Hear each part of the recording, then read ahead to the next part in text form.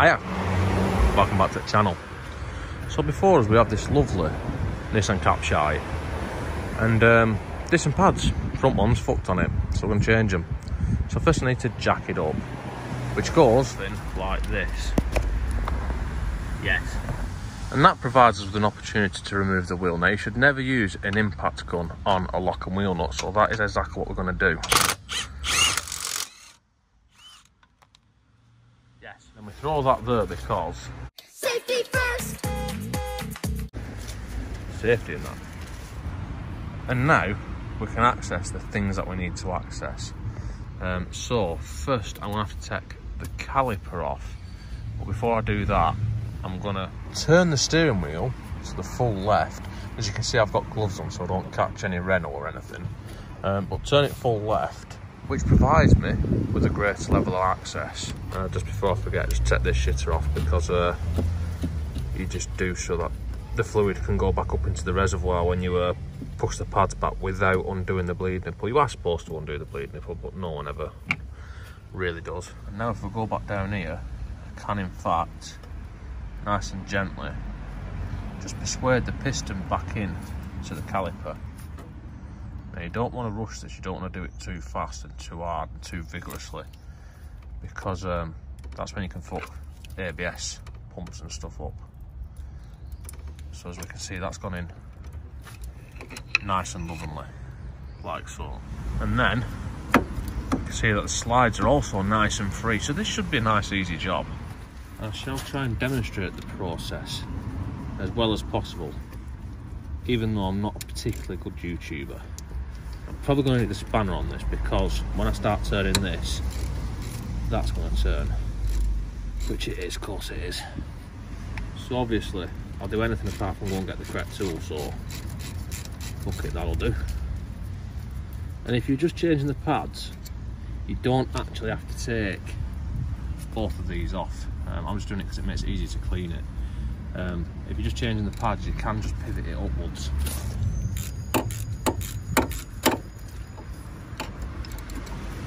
Yes. Now this can be removed and placed in a safe location. Right, so now we want to take this caliper bridge off, which seems to be an 18mm, but I've only got a 19 on me, so hopefully that will work okay. That's quite tight. I'm very strong. Same for this one.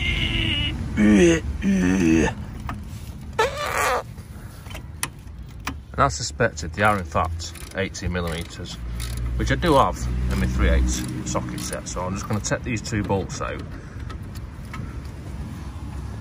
But actually, before I take them all the way out, I should probably undo this, because I can use it to lock the shitter up from turning, like so.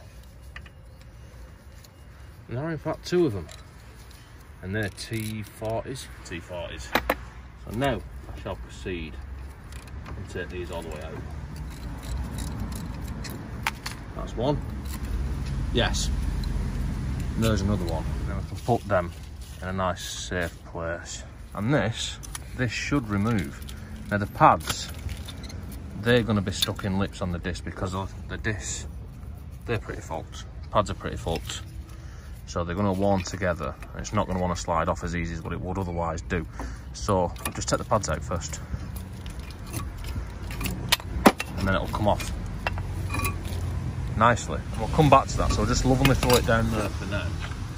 And then what we're going to do is we're going to take these two T40s out, and now we can carefully remove the disc.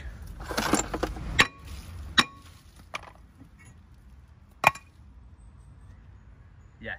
And now at this point, it probably should be a good time to check that the parts that we've in fact purchased for the vehicle are correct for the vehicle. Now I used Zak Autoparts, so I've used before, and so far they've been bang on. It does appear that they are also bang on, so let's check the disc. And there is a good chance that that is the same too, so let's carry on. Right, so we've took everything apart, and now we need to put everything back together But before we can do any of that, there is some cleaning that needs doing. And it's just simply wire brushing off all the shit off that bit of the caliper. Anything that you see really, I mean that's not that vital, but you don't want loads of brake dust and shit all over that, so let's carefully hook that back on there. We need to clean this surface to be as smooth as possible.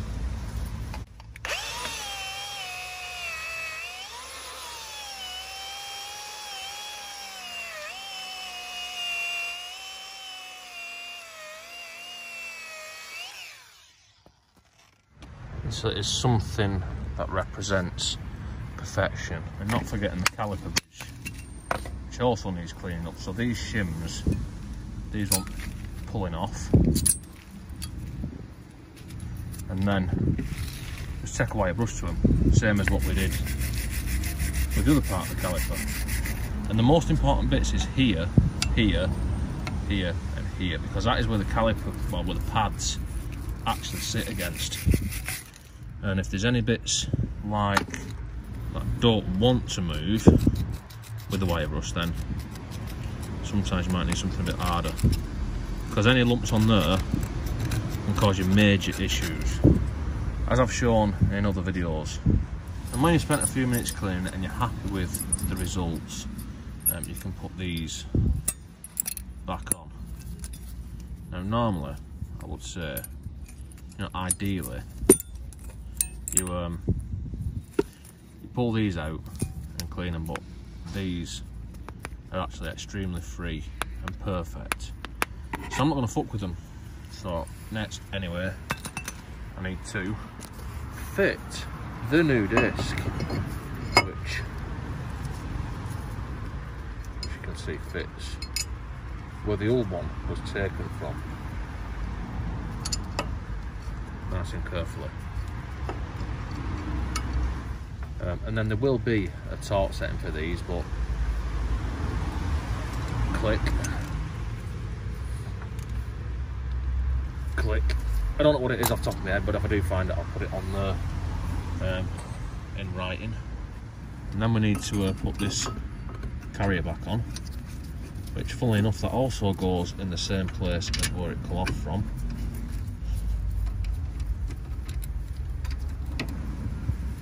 And these also get torqued up to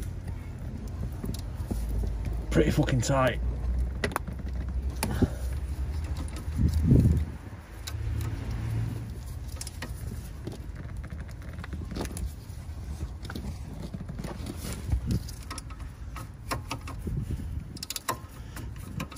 And then now we can install our pads.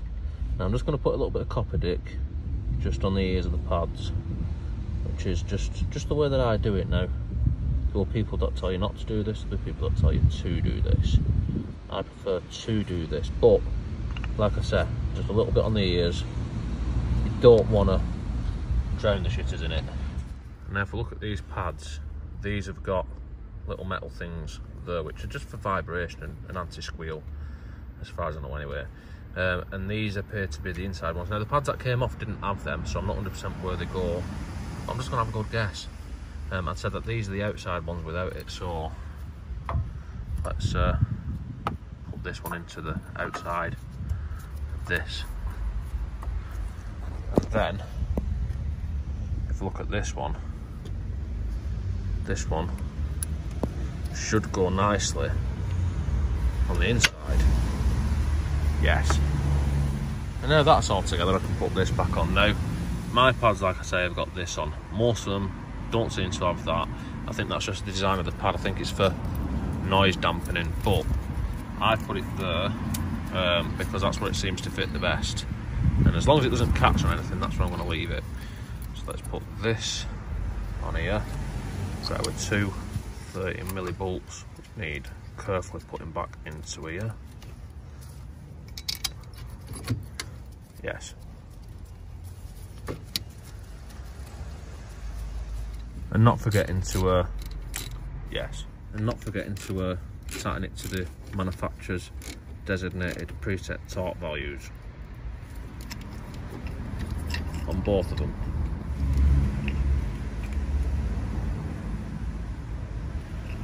Yes. So now that is that side complete. Let's just pump this pedal up nice and carefully. Refit the wheel and torque it to a designated torque setting. Not forgetting to check it in about 50 mile, 100 miles, something like that, that's not come loose. And if this were the finish of the job, you would have to put the lid back on the brake fluid as well, but it's not. I've got the other side to do. But I'm not going to show any of that because it's the same, but the other way around. So I think that's pretty much it for this one. Don't forget to like, comment, subscribe, all the usual shit. I mean, yeah, you should also use a bit of brake cleaner to wipe your discs off, but they don't feel that greasy, so they'll be fine, fuck it. They'll clean themselves when they're used. Anyway, like I said, that's it. See you next time.